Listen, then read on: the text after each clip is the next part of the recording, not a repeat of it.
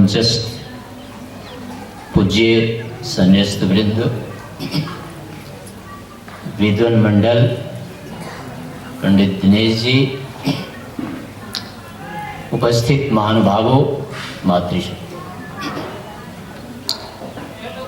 परमपिता परमेश्वर की असीम अनुकंपा से हम सभी लोग इस पवित्र अवसर पर उपस्थित हैं।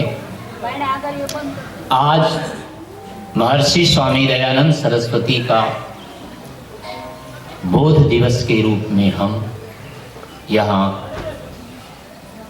उनसे प्रेरणा लेने के लिए अपने जीवन को उनके साथ संबद्ध करने के लिए यहाँ उपस्थित है। कैसे ऋषि के साथ, कैसे हम स्वामी दयानंद के साथ अपने जीवन को सम्मिलित कर सकते हैं, किस प्रकार से एक आदर्श को हम अपने जीवन में अपना सकते हैं, कुछ इन्हीं विषयों को लेकर के हम चर्चा करेंगे।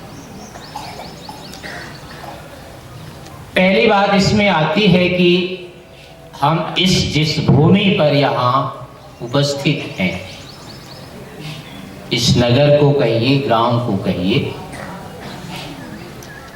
स्वामी दयानंद ने इसको छोड़ दिया।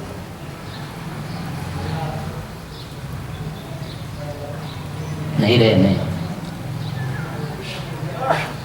अब हम क्या क्या अनुकरण करें उनका? स्वामी दयानंद का अगर हमको अनुकरण करना है तो अब क्या करना चाहिए?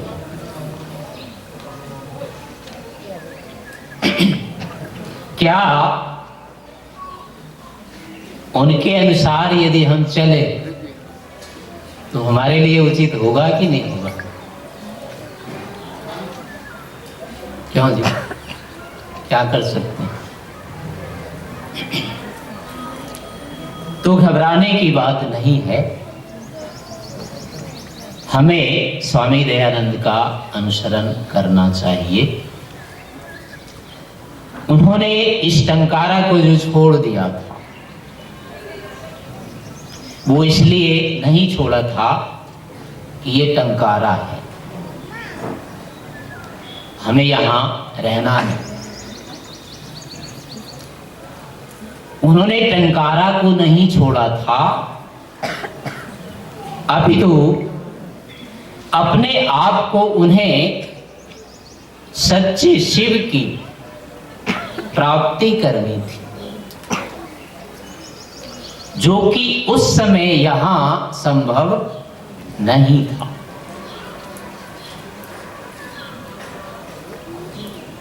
यदि यही संभव होता, उस सच्चे शिव की प्राप्ति उनको अगर यही होती, तो टंकारा वो नहीं छोड़ते। तो सीधी सी बात है, टंकारा छोड़ना आवश्यक नहीं है। इसलिए आप लोग नहीं डरे कि हमें भी ऋषि का अनुकरण करना है तो पहले टंकारा छोड़ना पड़ेगा। लेकिन ये भी सच है कि छोड़ना तो पड़ेगा। टंकारा ही नहीं, क्या छोड़ना पड़ेगा? सब कुछ जिसको कह रहे हैं सब छोड़ना।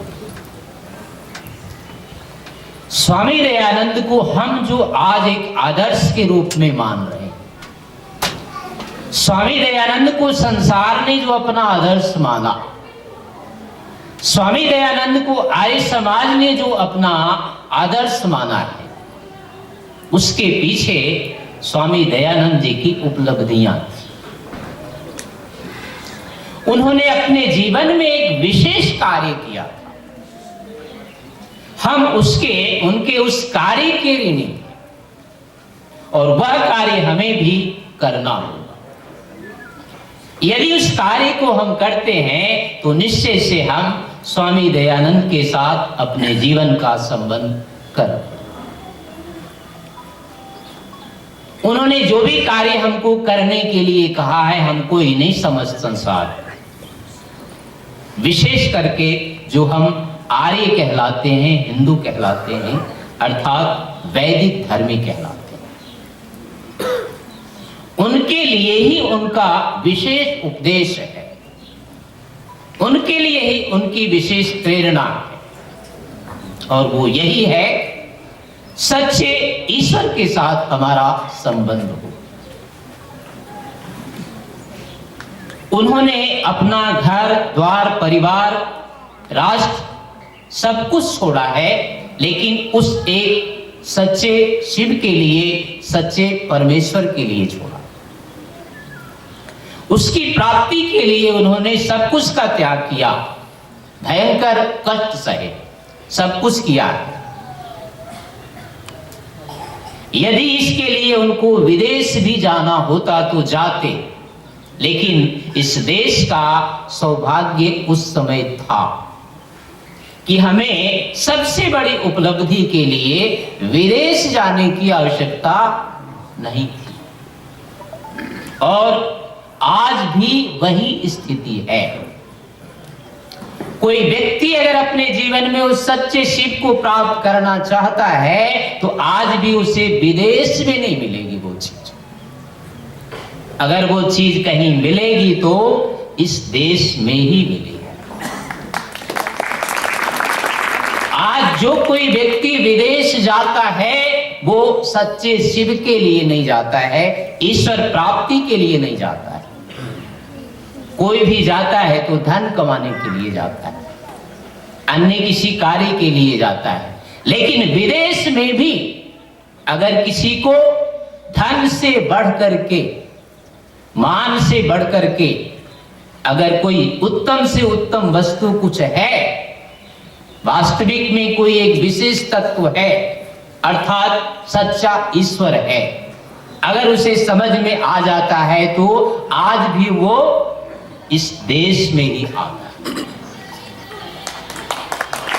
आज भारतवर्ष आर्थिक रूप में यदि कहा जाए, पढ़ाई लिखाई के रूप में कहा जाए, विज्ञान की दृष्टि से कहा जाए तो अमेरिका है, चाहे किसी भी अन्य देश की बात है, उसके साथ ये आज भी खड़ा नहीं हो सकता हमारा देश।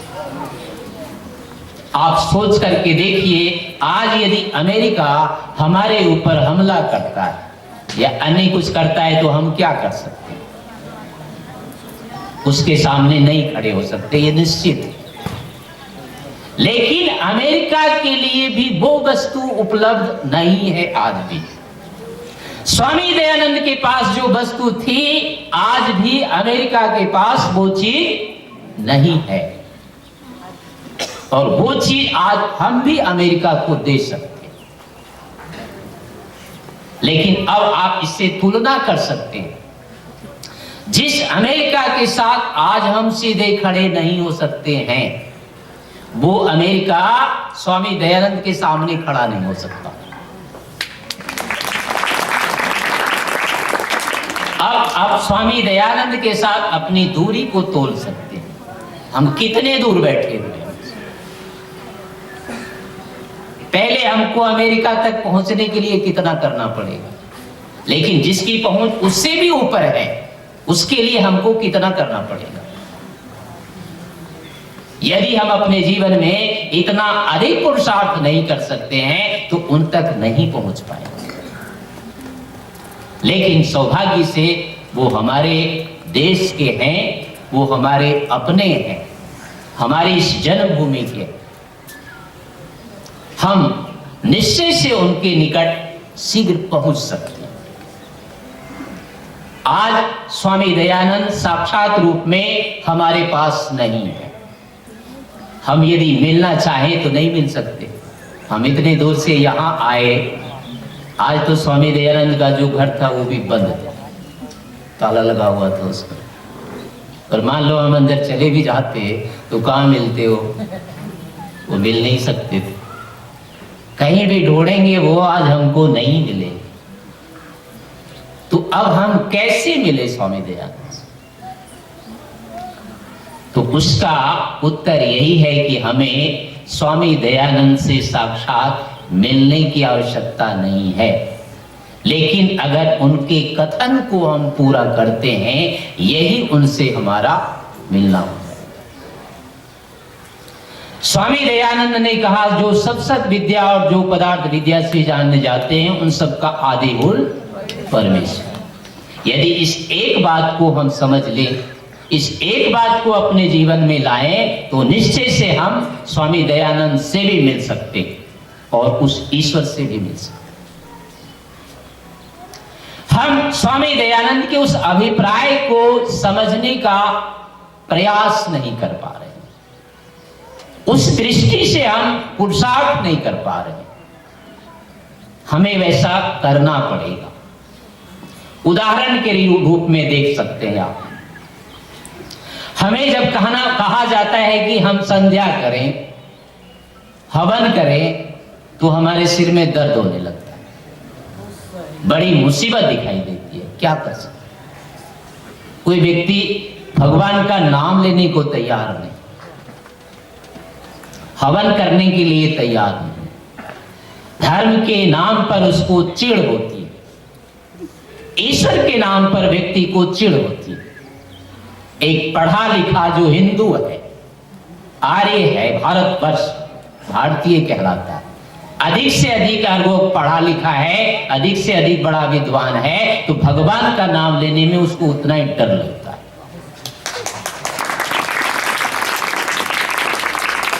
यही हमारा जो है दुर्भाग्य है। आपने इस्लाम को तो सुना होगा, 700 साल तक उन्होंने इस देश पर राज्य किया। क्या इस्लाम में भूखे लोग नहीं थे? इस्लाम में क्या गरीब नहीं थे? इस्लाम में क्या सिपाही नहीं होता था? इस्लाम में क्या राजा नहीं होता था? लेकिन उन लोगों का कभी अपने ईश्वर से विरोध सुना है? किसी भी स्तर पर जो भी कोई कुछ काम कर रहा था, जहां भी कर रहा था, जैसे भी कर रहा था, उसका जो भी ईश्वर है अल्लाह, एक ने कभी भी उसके विषय में विरोध प्रकट नहीं किया। अपितु जहां तक जिससे हो सका है, उसके अनुकूल उसने कार्य करने का प्रयास किया। आज एक भूखा इस्लाम मुसलमान ले लीजिए आप उसको नहीं कह सकते कि इसके अपने ईश्वर से संबंध नहीं है, कह ही नहीं सकते किसी ढंग से। वो भी तो काम करते हैं, खेती करते हैं, मजदूरी करते हैं, व्यापार करते हैं, राज्य चलाते हैं, नेता होते हैं, धर्माचार्य होते हैं, लेकिन कभी वो ऐसा प्रकट करते हैं कि ईश्वर से मुझे, अल्लाह से मुझे कोई लेना देना नहीं, एक भी नहीं मिला। लेकिन हमारे ये जो देखिए, दुकान कोई चला रहा है, खेती कोई कर रहा है, पढ़ा रहा है, अन्य कोई काम कर रहा है, तो वो कहता है हमारे पास ईश्वर के लिए 2 मिनट समय नहीं, ये काम कर रहा हूं मैं, वो काम कर रहा हूं, वो काम कर रहा हूं, संध्या के लिए हमारे पास कहां समय है? 2 मिनट के लिए वो ईश्वर के नाम पर बैठना नहीं चाहता। कैसे ईश्वर के प्रति आपकी हो सकती है? कैसे ईश्वर रक्षा करेगा? आप अपनी संस्कृति को, वैदिक संस्कृति को, वैदिक इस राष्ट्र को बचाना चाहते हैं, और जो इसका मूल है उसी के साथ आप विरोध दिखा रहे हैं। उसके प्रति आपकी कोई श्रद्धा नहीं है, उसके प्रति कोई भक्ति नहीं है। 2 मिनट आप समय नहीं निकालना चाहते, और ये चाहते हैं हमारा देश, हमारी संस्कृति सब सुरक्षित रहे। कैसे होगा? जैसे उन लोगों ने अपने ईश्वर को सुरक्षित रखा, हमें उनका अनुकरण करना पड़ेगा, वैसे ही करना पड़ेगा। चाहे आप जिस परिस्थिति में हैं, उसी परिस्थिति में आपको ईश्वर के प्रति समर्पित होना पड़ेगा। चाहे आप खेती कर रहे हैं, चाहे व्यापार कर रहे हैं, चाहे अध्ययन कर रहे हैं, चाहे प्रचार कर रहे हैं, कुछ भी कर रहे हैं, लेकिन आपके मन में श्रद्धा भक्ति होनी चाहिए। पढ़ा लिखा व्यक्ति, चाहे नेता है, चाहे कोई भी है, इंजीनियर है, वैज्ञानिक है, लेकिन उनको अपने स्तर पर, अपने स्तर पर ईश्वर से संबद्ध होना चाहिए। यही वास्तविक ईश्वर भक्ति है, और यही स्वामी दयानंद का संदेश है। हमारे आर्य समाज में देखिए, 100 साल से 200 साल करीब हो गए। अब आप देखिए हमारी जो वेद विद्या की है क्या स्थिति, कितने विद्वान हैं अपने। कोई भी माँ बाप अपने बच्चे को, अब देखिए कितने माँ बाप ऐसे हैं जो ये तैयार हैं कि मैं अपने बच्चे को वेद पढ़ा सकता हूं। है हिम्मत किसी में? किसी में नहीं। आपके बच्चे कितने? बस हो गया। जिसके पास कुछ नहीं है वो हाथ खड़ा कर रहा है, जिसके पास है उसकी तो यही हालत है, नहीं है हिम्मत। आप कैसे बचा सकते हैं अपने आप? आप जिस पर खड़े हैं वही तो आदिश्वर ही तो आधार है, वेद ही तो उसका आधार है। आप अपनी जड़ को अगर नहीं कर सकते मजबूत तो टिकेंगे किस पर? ठीक नहीं सकते। हमारे जो शिक्षण संस्थान है, अब देखिए जैसे कोई यहाँ का आधुनिक विद्यालय होता है, 5वीं कक्षा का है, वो 7वीं का है, प्राथमिक विद्यालय है, मिडिल विद्यालय, हाई स्कूल है। इनका कभी आपस के ऊपर नीचे के जो विश्वविद्यालय होते हैं उनके पाठ्यक्रम से कभी कोई विरोध होता है क्या? क्या स्कूल का जो अध्यापक होता है 5वीं कक्षा का या 10वीं का, वो विज्ञान का विषय पढ़ाता है कि नहीं पढ़ाता? लेकिन क्या वो वैज्ञानिक होता है?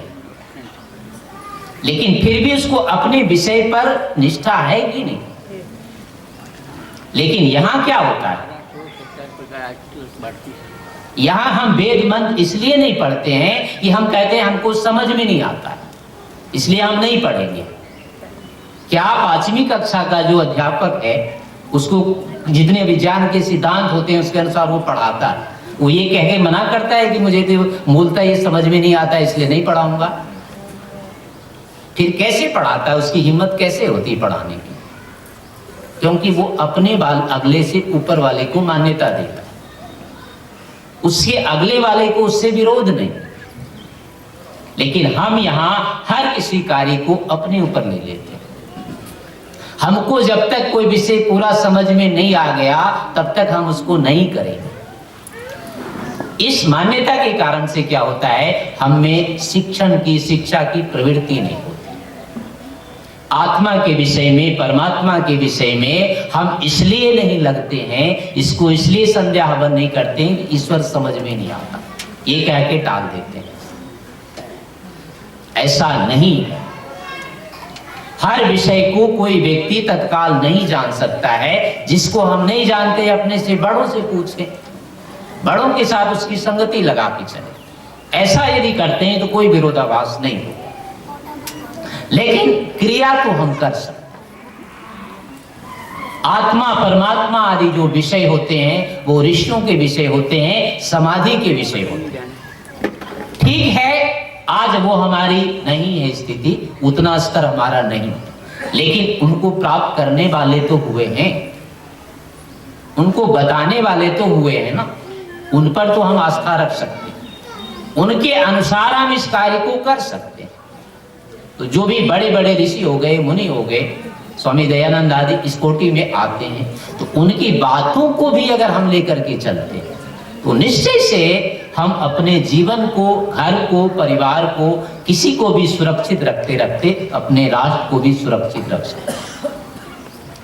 इस प्रकार से यदि हम चलते, बड़ों की बात, अपने से बड़े बड़े जो भी व्यक्ति होते हैं उनके अनुसार यदि चले तो निश्चय से इस कार्य को हम कर पाएंगे। और ऐसे ही चाहे जिस क्षेत्र को लेकर हम कर रहे हैं, चाहे घर के काम करते हैं, समाज के काम करते हैं, बाहर के काम कर सकते हैं, सभी कार्यों का यदि हम इस प्रकार से संबंध बना के चले, जैसा स्वामी जी कह रहे हैं, सब पदार्थों का आदि मूल जो है वो परमेश्वर है, अर्थात सभी कार्यों का, जितने भी अच्छे कार्य हैं सबका संबंध ईश्वर से होता है। तो अगर उन कार्यों को करते हुए हम उसका संबंध ईश्वर के साथ जोड़ते रहने का प्रयास करें तो निश्चय से उस कार्य से हमें आत्मबल मिलेगा, उस कार्य को हम ऊपर स्तर तक बढ़ाएंगे। चाहे वो शिक्षा का क्षेत्र है, चाहे समाज कल्याण का क्षेत्र है, चाहे कोई भी क्षेत्र है, अपने उस विषय को हम इस प्रकार से विचारें कि कैसे इसका संबंध ईश्वर से है। यदि इस रूप में हमारी प्रवृत्तियां होती है तो निश्चय से ईश्वर के साथ हमारी ऐसी उदासीनता नहीं, इन विषयों में हमें अरुचि नहीं। तो इस प्रकार से इन विषयों को यदि हम लेकर के चलते हैं तो निश्चय से स्वामी दयानंद के जो भी उपदेश हैं, जो भी आदेश हैं, हम उनको कर सकते। आर्य समाज के द्वारा जैसे यहाँ अनेक प्रकार की गतिविधियां चल रही, ऐसे अनेक आर्य समाज हैं, अनेक संस्थाएं हैं, अनेक प्रकार के लोग, यदि इनमें से इस संकल्प को लेकर के चले, हम अपने कार्य को ईश्वर तक पहुंचाएं। जिस स्तर पर हम कार्य कर रहे हैं इसको हम अंतिम मूल तक पहुंचाएं। यदि इस भावना के साथ अगर इस कार्य को करते हैं तो हमारे कार्यों में भी वही वैज्ञानिकता आएगी। कोई भी वैज्ञानिक क्यों बनता है? इसीलिए कि वो उस वर्तमान विषय के मूल तक जाने का प्रयास करता है। इसकी अंतिम स्थिति क्या है, यहां तक वो जाने का प्रयास यदि करता है तो उसके वही कार्य विज्ञान बन जाते हैं। तो हम अपने कार्यों को भी अगर इस रूप में, अर्थात वर्तमान में जो भी उसका स्वरूप है, उसका मूल यदि हम ईश्वर तक पहुंचाने का प्रयास करें तो अपने आप में वो हमारा कार्य विज्ञान हो जाएगा। और इस नियम से अगर इन कार्यों को करते हैं तो जैसे वैज्ञानिक अपने क्षेत्रों में निरंतर आगे बढ़ते जा रहे हैं, हम भी इस कार्य में बढ़े। व्यापार कोई व्यक्ति करता है उसका संबंध भी ईश्वर से है, खेती कोई करता है उसका भी संबंध है, शासन कोई करता है उसका भी संबंध ईश्वर से, अध्यापन कोई करता है, प्रचार कोई करता है उसका भी संबंध ईश्वर से। और कुछ नहीं कर रहे हैं, हम अपने आप में हैं तो हमारा भी संबंध ईश्वर से। आप अपनी बात देख लीजिए, आप ये जो श्वास ले रहे हैं, इस श्वास पर आपका कितना अधिकार है? किसने दे रखा है? इन दोनों में समन्वय कैसे बना हुआ है? आप ये जो देख रहे हैं अपनी आंखों से, इस आंख का और रूप का संबंध कैसे बना हुआ है? अगर आपकी आंख खराब हो जाती तो आप क्या कर लेंगे?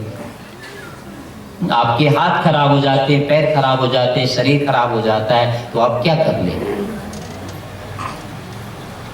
तो ये सब कुछ ठीक ठाक चल रहा है, कैसे चल रहा है? किसके कारण से चल रहा है? अगर इस बात को ही समझने लग जाए, इसी के मूल में अगर जाने लग जाए तो निश्चय से आप वहां तक पहुंच जाएंगे। आपकी ईश्वर में श्रद्धा होगी, निष्ठा होगी। तो इस प्रकार से इन कार्यों को यदि चलते हैं, करते हैं, स्वामी दयानंद का यही उद्देश्य है। उन्होंने ये कहा है कि जो परमात्मा सर्वत्र व्यापक है, जो व्यक्ति उसकी उपासना नहीं करता है वो नास्तिक मनवती सदा दुख सागर में डूबा रहता है। यानी स्वामी दयानंद का जो सबसे बड़ा कार्य है वो वस्तुतः उस ईश्वर की ही संसार में स्थापना करना। आप सत्यार्थ प्रकाश को देखिए, पहले समोल्लास में उन्होंने किसकी बात की? आगे के समोल्लासों में भी उन्होंने वस्तुतः ईश्वर को ही स्पष्ट किया है। कैसे हम बचपन से ही ईश्वर के प्रति योग्य बन जाए, चाहे वो माता पिता के माध्यम से है, चाहे वो राजा के माध्यम से है, हर किसी को उन्होंने ईश्वर के साथ संबंध जोड़ने का। आगे के समोल्लासों में भी 13, 14, 12 आदि है, वहां वस्तुतः इन अन्य मतों का खंडन करना उनका अभिप्राय नहीं है, अपितु वास्तविक ईश्वर का स्वरूप जो उनमें नहीं है ठीक प्रकार से, उसको केवल ठीक करने का प्रयास किया। यानी उनकी अधिकतम जो शक्ति रही है, उनका अधिकतम जो पुरुषार्थ रहा है, वस्तुतः उस ईश्वर को ही स्पष्ट करने में। इसलिए यदि हम आज भी इस अवसर पर स्वामी दयानंद को श्रद्धांजलि देना चाह रहे हैं, उसको स्मरण करना चाह रहे हैं, उनके निमित्त को जानना चाह रहे हैं, उन्होंने हमें यही कहा है कि हम ईश्वर से जुड़े। जितना भी हमारे पास समय है, 5 मिनट है, 10 मिनट है, किसी भी कार्यों को कर रहे हैं, लेकिन अनिवार्य रूप से हम ईश्वर को याद करें, उनकी उपासना करें, प्रार्थना करें। यदि हम ऐसा करके चलते हैं तो अपने व्यक्तिगत रूप में भी सुरक्षित रहेंगे, घर में भी हम सुरक्षित रहेंगे, समाज में भी सुरक्षित रहेंगे, राष्ट्र और विश्व में भी सुरक्षा होगी। संसार का जो व्यक्ति विनाश करता है वो अनिश्वरवाद होकर के ही करता है, अधार्मिक होकर के ही करता है। धार्मिक व्यक्ति कभी किसी का अनिष्ट नहीं चाहता। इसलिए हम भी अपनी सुरक्षा चाहते हैं, किसी भी स्तर पर चाहते हैं और अपने जीवन का भी कल्याण करने चाहते हैं, तो स्वामी दयानंद के अनुसार हमें भी ईश्वर को अपनाना चाहिए। उसके लिए फिर हमें वेदों को भी पढ़ना चाहिए, प्रवचन भी सुनना चाहिए, सत्संग भी करना चाहिए, इन सभी कार्यों को। लेकिन पहला संकल्प हमारा होगा कि हमें ईश्वर से जुड़ना, वो किसी बाहर की चीज नहीं, वो अपने पास है। ईश्वर के साथ हमारा व्यक्तिगत संबंध है। ईश्वर ने हमको ये जीवन दिया हुआ है और किसी ने नहीं दिया। हमारा जीवन ईश्वर के हाथ में होता है, इसलिए ईश्वर के साथ हमारा सदैव व्यक्तिगत संबंध है। जैसे माता पिता के पास साथ हमारा व्यक्तिगत संबंध होता है। माँ बाप से मिलने के लिए हमें किसी को पूछने की जरूरत नहीं होती है। हमें बीच में कोई आके, हमारा भाई, अगर हम अपनी माता से मिलना चाहते हैं, पिता से, और बड़ा भाई कहे कि नहीं रुको अभी, तो कैसा लगेगा? ऐसा हम मानते हैं कभी? आवश्यक नहीं होता है। माँ बाप से हम सीधे मिल सकते हैं। ईश्वर भी हमारे माता पिता है और उनके साथ भी हमें इसी प्रकार से मिलने का प्रयास करना चाहिए। तो इस रूप में अगर हम चीजों को करते हैं तो हमारा यह दिन सार्थक होता है। स्वामी दयानंद के संदेश सार्थक होते हैं, उनकी ये बोध रात्रि सार्थक होगी और हमारा उनके प्रति समर्पण भी होगा। अब मैं अपनी वाणी को